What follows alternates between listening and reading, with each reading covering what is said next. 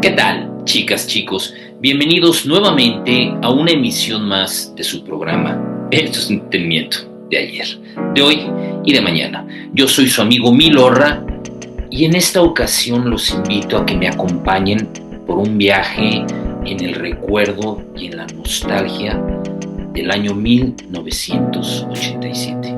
¿Qué les parece? Sin mayor preámbulo, iniciamos. Por más increíble que parezca, apenas en el año 1987 se dio la inducción de la primera mujer al Salón de la Fama del Rock and Roll, ella siendo Aretha Franklin. Se dio el colapso del mercado bursátil de Wall Street, donde mucha gente perdió prácticamente todo lo que tenía. Lamentablemente se dio un ataque con gas venenoso en el metro de Tokio, así como se dio un atentado en Wall Street, pero en contraparte, afortunadamente, Nelson Mandela fue liberado, se dio una tregua en la guerra entre Irán e Irak, algo que parecía imposible, y se dio la firma del Tratado de Eliminación de Misiles de Alcance entre Estados Unidos y la ya desaparecida Unión de Repúblicas Socialistas Soviéticas. La firma la convinieron Ronald Reagan y Mikhail Gorbachev, los líderes de las respectivas naciones, y así dieron por concluida la ya mencionada Guerra Fría entre dichas naciones. En materia musical, los singles más sonados en el mundo fueron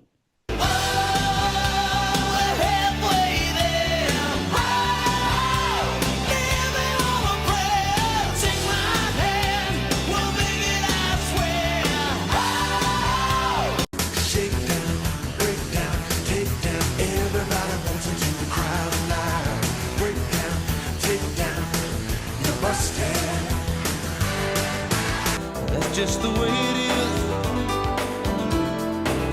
Some things will never change. That's just the way it is. And here I go again on my own, going down the only road I've ever known. Like a drifter, I was born to walk alone. That's just the way it goes.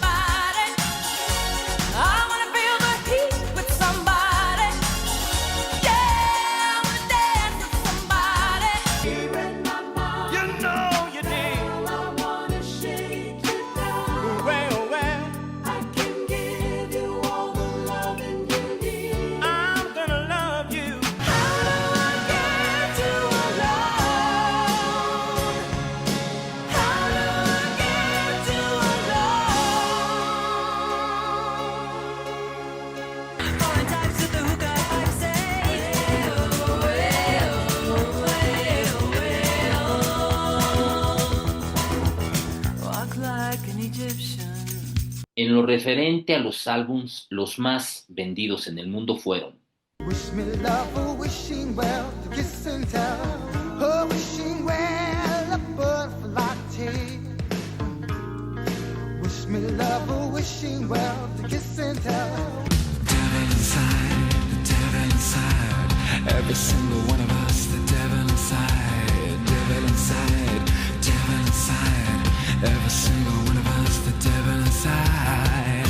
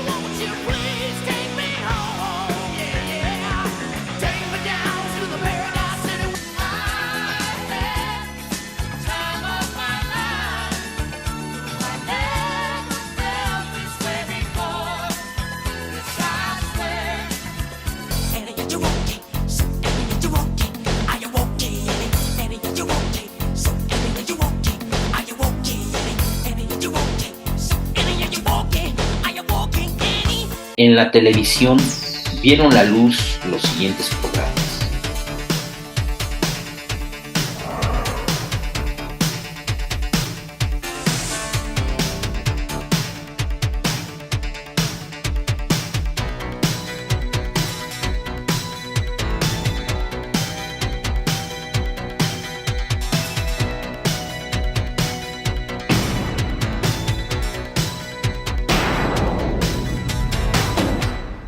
En lo que respecta al cine, las películas más aclamadas por la crítica fueron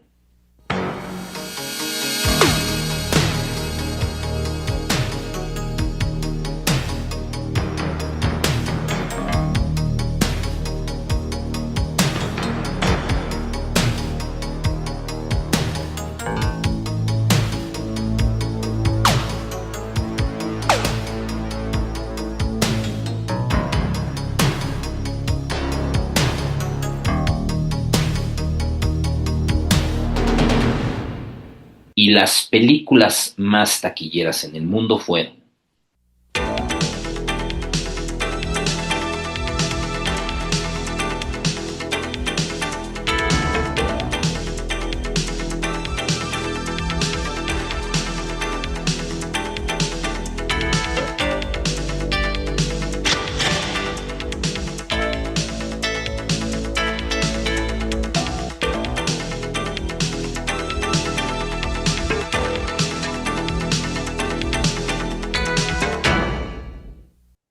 Ahora, si les parece, compartiré con ustedes mi muy particular y personal top 10 películas de 1987. Reitero lo que he comentado en otras ocasiones. Se trata de un top muy personal. Incluí algunas películas que también pues, coinciden entre las más aclamadas por la crítica y las más taquilleras, pero yo siempre he hecho estos tops en función a lo que a mí más me atrapó durante ese año, y aquí expongo las razones y los motivos. Comenzamos.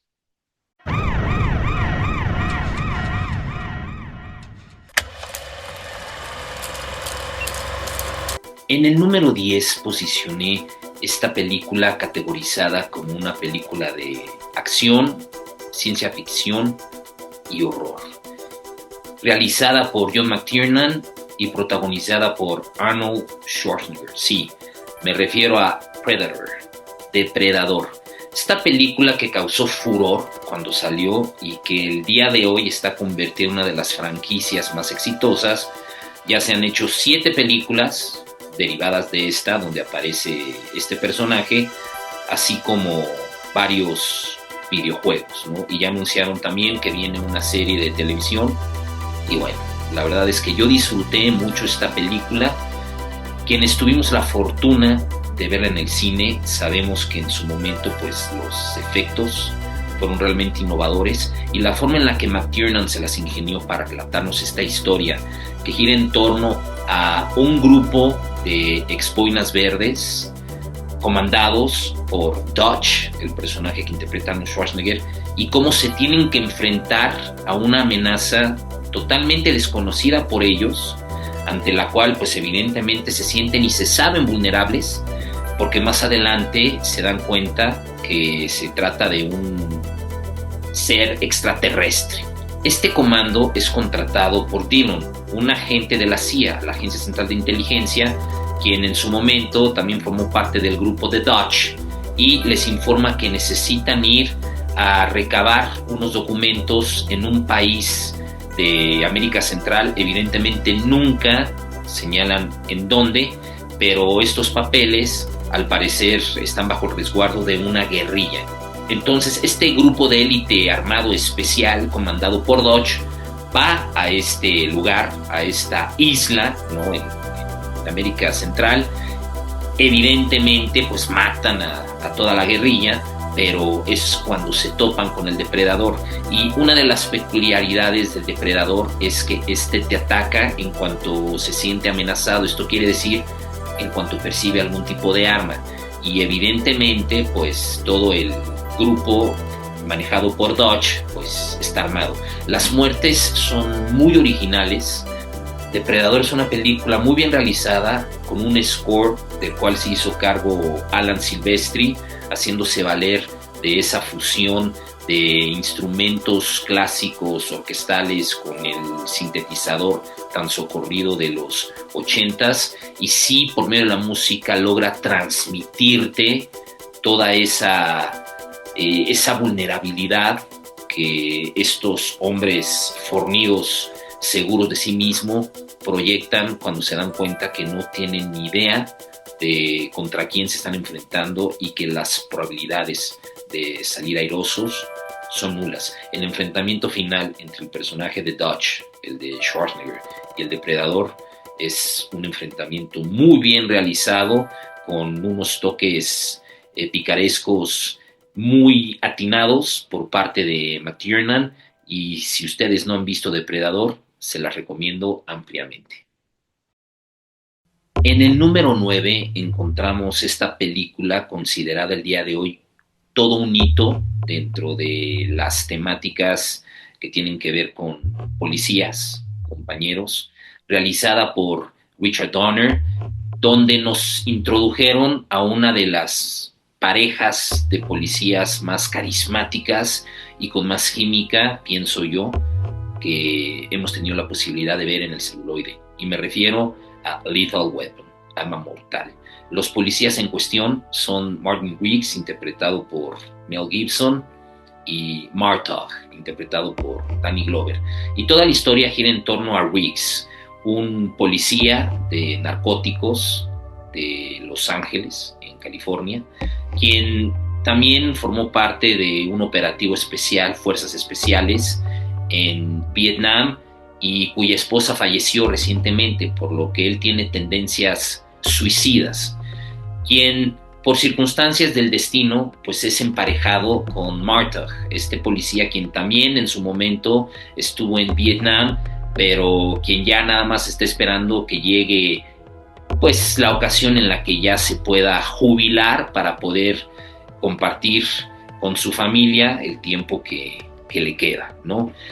La forma en la que Donner nos plantea cómo estos dos hombres en teoría diametralmente opuestos, uno, un hombre viudo sin nada que perder y con tendencias suicidas, y el otro, tan solo contando el tiempo para poderse jubilar y estar al lado de su familia, pues cómo los junta Donner de una forma verosímil y lógica, es brillante, ¿no? Porque aparte se dan situaciones ahí picarescas entre ellos dos, pero conforme se va desarrollando la trama, pues nos damos cuenta que en realidad estos dos hombres tienen más en común de lo que ellos mismos habrían supuesto.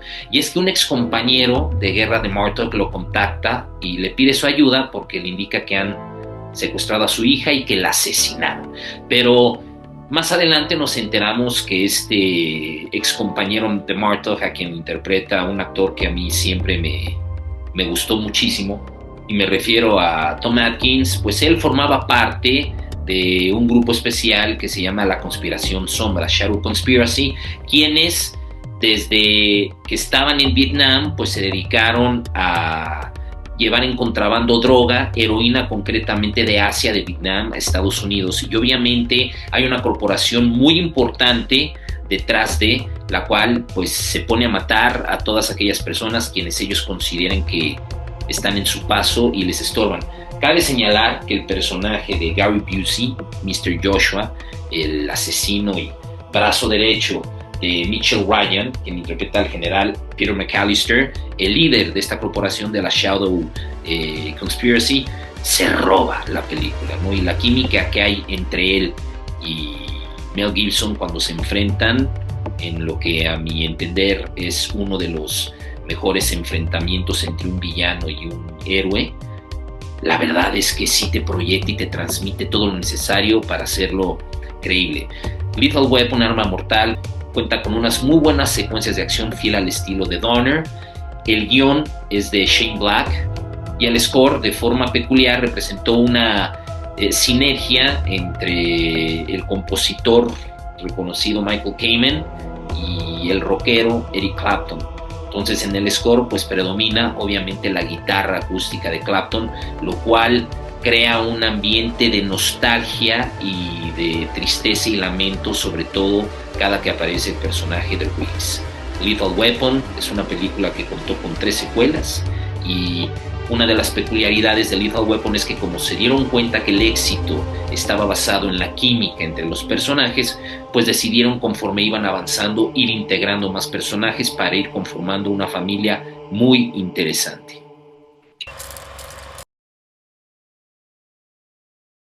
En el número 8 posicioné este thriller realizado por Roger Donaldson, titulado No Way Out, Sin Escape Alguno. Esta película, protagonizada por Kevin Costner, Gene Hackman, Sean Young y Will Patton. Will Patton, he de añadir que me parece uno de esos actores subestimados y subvalorados en Hollywood. Bueno, toda la historia gira en torno al comandante y al teniente Tom Farrell, quien forma parte de la Marina de Estados Unidos. Y al principio de la película lo vemos a él en un navío de la Marina, y durante una tormenta pues él rescata a un compañero, por lo que se vuelve una persona sumamente reconocida. Es entonces cuando en una fiesta Farrell coincide con su amigo Scott Pritchard, quien a su vez funge como el asesor directo del secretario de Defensa David Rice, a quien interpreta Gene Hackman. Bueno, el caso es que Scott Pritchard invita a Farrell a que se integre dentro del staff del secretario de Defensa. Esto quiere decir que pues tendrá que trabajar en el Pentágono, en la Oficina Central de Inteligencia Naval. En esta fiesta, Farrell conoce a Susan Atwell, una mujer sumamente seductora, interpretada por la enigmática y sensual Sean Young, y entre los dos se da una relación en la que de manera inevitable pues llegan a sentir algo el uno por el otro.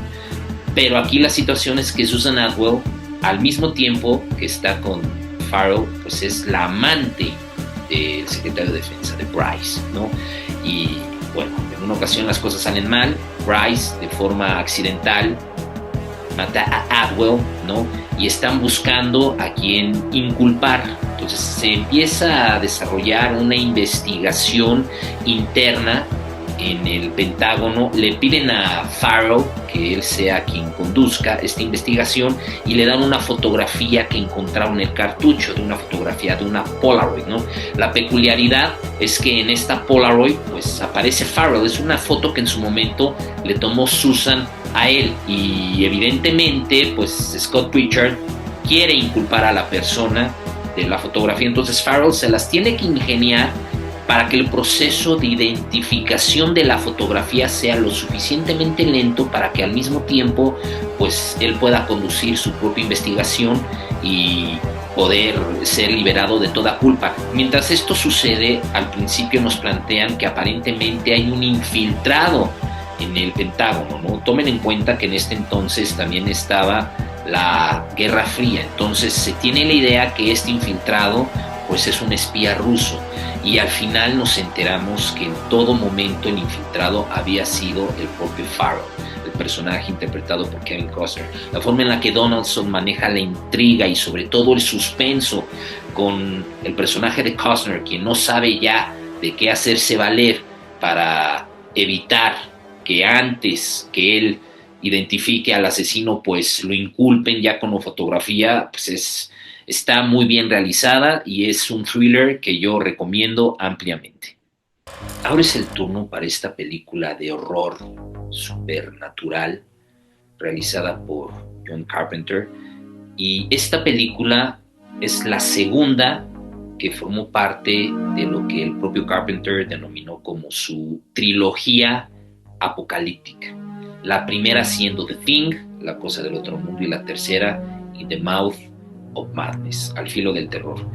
Me refiero a Prince of Darkness, el príncipe de las tinieblas. La historia gira en torno a un sacerdote católico, a quien interpreta Pleasence, quien invita a su amigo, el profesor Howard Brack, para que vaya a hacer una investigación a su iglesia, al monasterio Saint Goddard, el cual forma parte de la hermandad del sueño, The Brotherhood of the Sleep. ¿Y por qué lo invita? Pues para que el profesor lleve a su grupo de físicos cuánticos, todos ellos estudiantes, allá obviamente en Los Ángeles, para que investiguen un cilindro, el cual al parecer pues tiene un líquido sensible que contiene el cuerpo de el hijo de Satanás.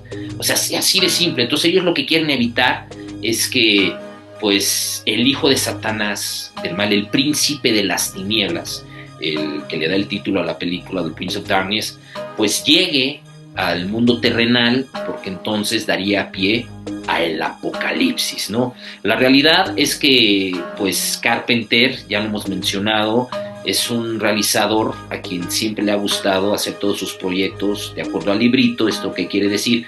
Pues respeta los encuadres. Si empiezo abierto, me voy a medium, después a close y me regreso de la misma forma, close, medium y abierto.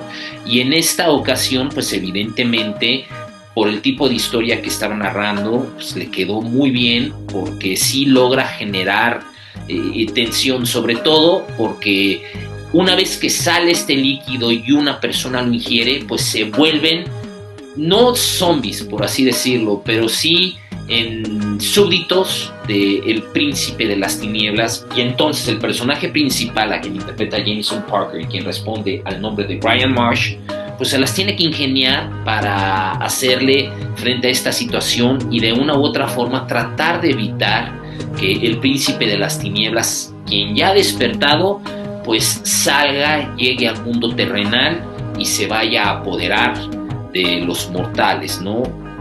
Dando pie al apocalipsis. Y es que varios de ellos, mientras están aquí en el monasterio, cuando duermen, se llegan a conectar por un sueño en el que ven cómo del monasterio sale la figura, que nunca se le ve la cara, del príncipe de las tinieblas. Como era de esperar, fiel al estilo de Carpenter, el score corrió a cargo de él, del propio Carpenter. Es una película que sí cumple su cometido, porque finalmente Carpenter sí logra generar cierta tensión.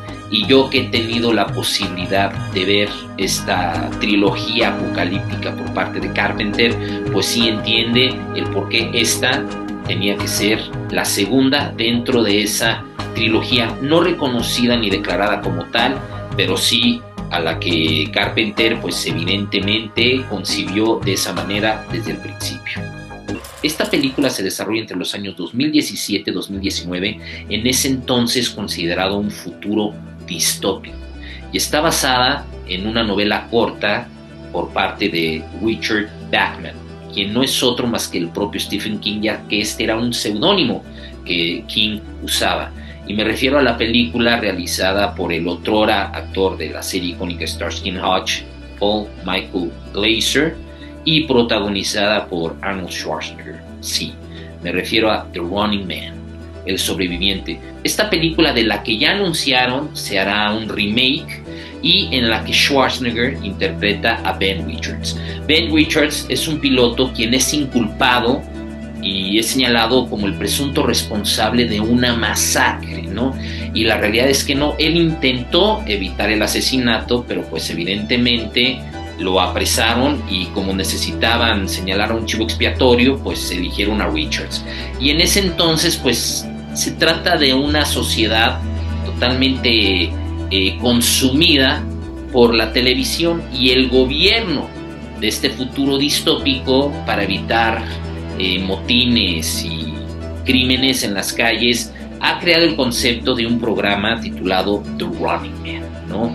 Conducido por el conductor en la vida real en ese entonces de Family Feud, y me refiero a Richard Dawson, quien está muy bien en el personaje, pues porque no tuvo que interpretar ningún personaje, no valga la redundancia, se interpretó a sí mismo. Es Richard Dawson como Richard Dawson, pero cayó como anillo al dedo en esta interpretación. El caso es que en este programa lo que hacen es que eligen a convictos quienes están sentenciados a muerte, y en el papel les dan la posibilidad de ser liberados si participan en el juego de Running Man y se enfrentan a asesinos quienes están ahí con la consigna de matarlos. Y lo peculiar es que cada asesino tiene un personaje en especial, ¿no? Aquí lo interesante de este concepto es que Glaser, de una forma muy convincente, a mi parecer, retrata lo que estamos viviendo hoy en día en la sociedad, ¿no? Cómo la gente, más allá de asustarse por ver a unas personas ahí matándose en la televisión, pues lo disfrutan, incluso llegan a hacer apuestas en torno a quién muere primero. A título personal, The Running Man es un retrato de lo que estamos viviendo hoy en día y la forma en la que pues la sociedad se ha vuelto 100% dependiente de los contenidos televisivos, generando morbo, porque es una triste realidad que lo que más vende es el morbo. Pero obviamente en esta película, desde un enfoque de ciencia ficción, The Running Man, El Sobreviviente, es una película elemental dentro de la filmografía de Arnold Schwarzenegger. En el número 5 tenemos The Lost Boys, Los Muchachos Perdidos. Esta película realizada por Joel Schumacher y que contó con la participación de actores icónicos del momento, me refiero a Corey Haim y Corey Feldman, los dos Coreys, y un joven Kiefer Sutherland, quien interpreta a David, el personaje que a mi muy particular forma de ver las cosas se roba la película, y la historia gira en torno a la familia Emerson. La familia Emerson, conformada por Michael, a quien interpreta Jason Patric, Sam, su hermano menor, a quien le da vida a Corey Haim, y la mamá, Diane Wiest, Lucy Emerson. Bueno, resulta que los Emerson llegan a la casa del abuelo, el papá de la mamá, a Santa Clara, California, un pequeño poblado porque pues la mamá se acaba de divorciar del papá, ¿no? Y una vez estando allí en Santa Clara, pues tanto Michael como Sam quedan embelesados porque Santa Clara tiene una vida nocturna muy particular y sobre todo porque llegan en la época de las festividades en la que está la famosa Feria de Santa Clara. Cabe señalar que esta película cuenta con uno de los mejores soundtracks que se han realizado, y por soundtrack me refiero a la conformación de canciones originales, ¿no? Ya hice mención de este soundtrack en otro top, que espero que hayas visto, y la fusión de estas canciones con todo el estilo popero ochentero, con la música clásica orquestal de Thomas Newman, pues dan un muy buen resultado para transmitir tanto el suspenso y drama de acuerdo a la escena, como la comicidad de los momentos picarescos, ¿no? Sobre todo cuando surgen estos dos personajes, los hermanos Frog, interpretados por ya mencionado Corey Feldman y Jameson Newlander, quienes tienen una tienda de cómics, de la cual también es fan de los cómics el personaje de Haim, Sam, así es como se conocen, pero estos hermanos Frog también son unos cazavampiros. Y ellos, los hermanos Frog, son quienes le comentan a Sam que el lugar ideal para que vivan los vampiros es Santa Clara. Obviamente, pues Sam los tira de a loco hasta que su hermano Michael se empieza a transformar en vampiro, y es entonces cuando Michael recurre a su hermano menor para que lo ayude, y a su vez a los hermanos Frog. Tiene unas secuencias muy particulares, muy simpáticas, y lo interesante fue el concepto detrás del vampirismo que retrató Schumacher en esta película, ya que lo hace desde una perspectiva familiar, donde los vampiros conforman una familia entre sí, y lo único que estaba buscando el líder de los vampiros, a quien interpreta Edward Herrmann en el personaje de Max, pues era procurarle una madre a sus hijos, así los considera, hijos, a los jóvenes. Esta es la razón por la que Max intenta seducir a Lucy, Diane Wiest, la mamá de los Emerson, y por lo que también a su vez le pide a David que transforme a Michael, porque pues él estaba convencido, Max, que una vez que Lucy se enterara que su hijo ya formaba parte de la comunidad vampírica, por así decirlo, pues ella accedería. The Lost Boys, Los Muchachos Perdidos, no se la puede perder. Esta película a mí simple y sencillamente me puede fascinar. Aparte, el tema original compuesto para la película, producido por David Foster, interpretado por la agrupación de rock Night Ranger, es una de esas canciones realmente motivacionales, y me refiero a The Secret of My Success, el secreto de mi éxito. Esta película, protagonizada por Michael J. Fox y Helen Slater, en la que Michael J. Fox interpreta a Brantley Foster. No, Brantley Foster se acaba de graduar de la KSU, la Kansas State University, la Universidad Estatal de Kansas, y él quiere ser una persona exitosa. Estudió finanzas y es por este motivo que, en búsqueda de sus sueños, tras haberle prometido a su mamá y a su papá que la próxima vez que lo vieran él iba a regresar a visitarlos en un jet privado, pues decide irse a Manhattan a buscar a su tío, Howard Prescott, interpretado por Richard Jordan, quien es un ejecutivo importante en una de las empresas más fuertes de Manhattan. Es así como a Brantley lo mandan al departamento de correspondencia, donde él tiene la tarea de entregar la respectiva correspondencia de cada uno de los empleados de la empresa. Es así como Brantley se da cuenta que hay una oficina desocupada.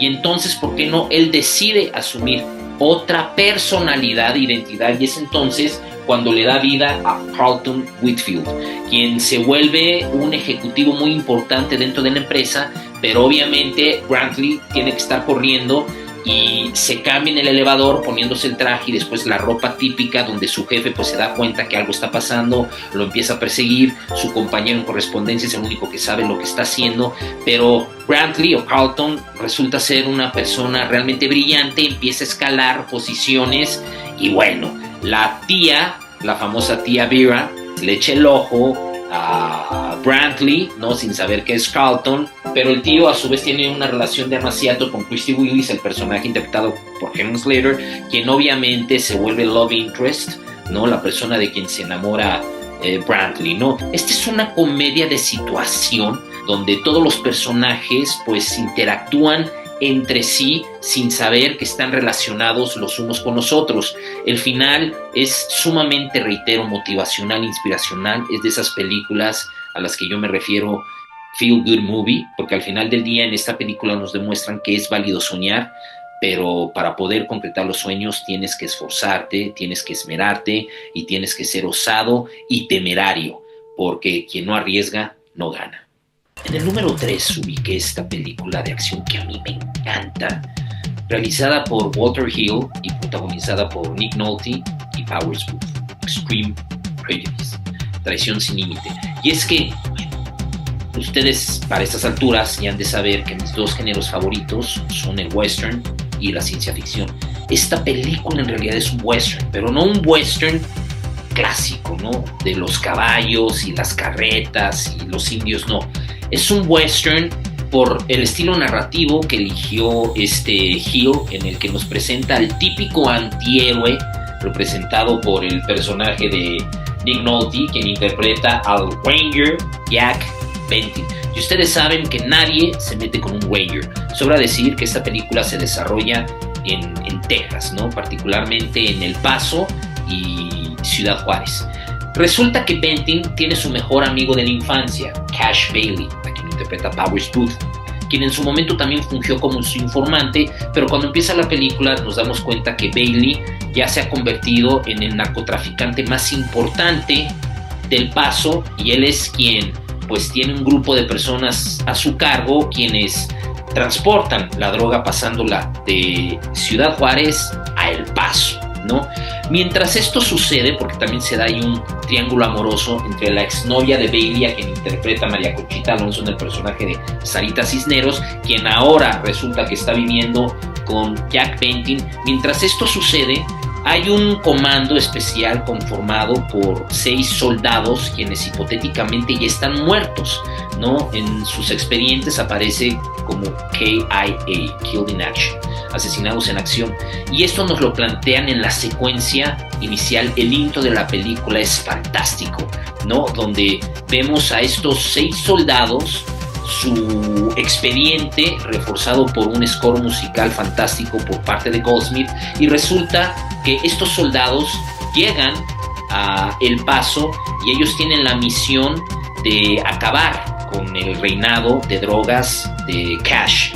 Se da una secuencia de un asalto en un banco porque ellos necesitan hacerse de los fondos necesarios para simular una transacción con Bailey, y por qué no, estos soldados que han sobrevivido todas las guerras habidas y por haber, pues son apresados por el Ranger de Texas, y es así como se hace una sinergia entre los soldados y el Ranger y deciden ir detrás de Cash Bailey y su grupo de secuaces. Esta película realmente vale la pena para todos ustedes, amantes de la acción, y es una verdadera pena que mucha gente al día de hoy ni siquiera sepa de la existencia de la misma, porque esta película no contó ni con la distribución y mucho menos la publicidad adecuada. En el número 2 tenemos esta extraordinaria película de ciencia ficción titulada The Hidden, Lo Oculto, dirigida por Jack Sholder y protagonizada por Kyle MacLachlan y Michael Nouri. ¿Cómo describir la premisa tan particular de esta película? Todo se desarrolla en la ciudad de Los Ángeles y el detective, interpretado por Michael Nouri, está a cargo de investigar una serie de sucesos en los que ciudadanos comunes y corrientes, aparentemente sin ningún tipo de historial criminal, pues de repente les da por asaltar bancos, robar Ferraris y escuchar música rock a todo volumen. Y nadie se explica por qué se está dando esta situación y no hay forma de relacionar a unos con otros, hasta que llega el personaje de MacLachlan, quien responde al nombre de Lloyd Gallagher, un hombre sumamente callado, quien indica que viene por parte del FBI, el Buró Federal de Investigación, y que él está tras la pista de este asesino. Bueno, resulta que Gallagher en realidad es un extraterrestre, y el ente tras el que está también es otro extraterrestre. Nunca especifican de qué planeta vienen. Y en el pasado, este ente, de ahí el título de Hidden, Lo Oculto, ¿no?, asesinó a la familia de Gallagher, ¿no?, quien es un personaje callado, ¿no?, totalmente enigmático. Por eso MacLachlan, vaya, fue elegido muy bien. No tuvo que actuar MacLachlan siendo MacLachlan. El título de Hidden tiene que ver con el hecho que este ente se transmite de persona en persona cuando siente que se va a morir, porque chupa toda la vitalidad del ser humano, y ya cuando ya no hay más de dónde chupar, se tiene que pasar de cuerpo en cuerpo. Este ente tiene una fascinación particular por el dinero, por eso roba bancos, por los autos de alta velocidad, particularmente los Ferraris, y le encanta el rock, ¿no? Entonces, entre las personas que llega a habitar el ente, pues evidentemente hay una gran variedad, ¿no? Porque lo hace desde una persona de la tercera edad hasta una escultural stripper, y lo que pretende este ente es llegar al presidente, y en ese particular momento se encuentra en Los Ángeles porque ahí se encuentra el candidato presidencial quien va liderando la encuesta. La realidad es que cuando se entera el personaje de Nouri, el sargento Tom Beck, de todo lo que está pasando, en un principio es bastante escéptico, pero al final termina por convencerse de que lo que le está comentando Lloyd es real, y pues no le queda de otra más que ayudarlo sin saber cómo. The Hidden es una propuesta novedosa, ¿no?, sobre todo para esa época, en la narrativa de una película de ciencia ficción con una perspectiva muy interesante.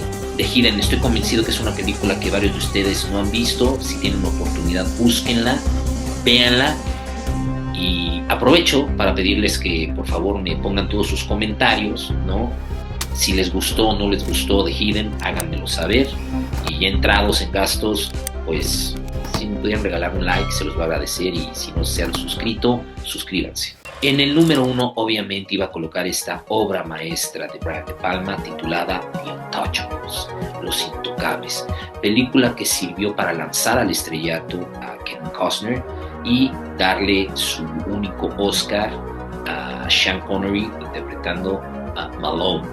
Aquí, Brian De Palma, fiel a su estilo innovador de narrativa de escenas en función al posicionamiento de las cámaras, nos lleva más allá, haciendo alusión específicamente a una secuencia particular, que es la que se desarrolla en la estación de trenes de Chicago. Todo esto transcurre en el Chicago de los 30s, ¿no? En la época de la prohibición del alcohol, y esta secuencia en la que De Palma juega con rampas. Rampas me refiero al aspecto técnico en el que vas de una velocidad a otra. La cámara lenta y el jugar con la parte del sonido en la que de repente está el muti, silencio total, únicamente la música o únicamente los incidentales, me parece magistral por parte de Palma. Y obviamente la historia gira en torno a Eliot Ness, el personaje interpretado por Costner, y la manera en la que conforma a su grupo de intocables. Estos siendo Andy García interpretando a George Stone, Charles Martin Smith interpretando a Oscar Wallace y el ya mencionado Sean Connery como Jim Malone. Y obviamente lo que pretende Ness es atrapar al mafioso y al gángster más grande de esa época llamado Al Capone, interpretado por Robert De Niro. Es la constante lucha de poderes entre un policía determinado, Ness, y un gángster resuelto a no ser apresado, Capone. Y la dirección de arte es espectacular, y ni qué decir del vestuario. De entrada, yo me acuerdo que cuando vi esta película en el cine, al ver los créditos, cuando aparece el crédito de vestuario y a cuadro, a gran tamaño, aparece Giorgio Armani, dices, wow, ¿no? Esto evidentemente pues es una gran producción de gran envergadura, y una de las principales labores de De Palma era lucir precisamente esa producción, y lo hace pero con todo éxito, ¿no? The Untouchables, Los Intocables, es una película de época que ha marcado época y que contó además con el score del legendario Ennio Morricone, y Kevin Costner quedó perfecto para el papel. Una decisión que cuando fue anunciada fue muy criticada porque la gente decía, bueno, ¿cómo le dan el personaje de Eliot Ness a este joven actor? ¿Quién es? Bueno, la respuesta ahí está. Si no han visto Los Intocables, tienen que verla, y me encantaría conocer su opinión. Y con esto hemos llegado nuevamente al final de una emisión más de su programa Esto es Entretenimiento de ayer, de hoy y de mañana. Gracias por haberme acompañado en este viaje nostálgico por el año de 1987. Gracias por haberse tomado el tiempo. Gracias por haberme permitido acompañarte en la intimidad del lugar donde te encuentras. Y hasta que nos vemos.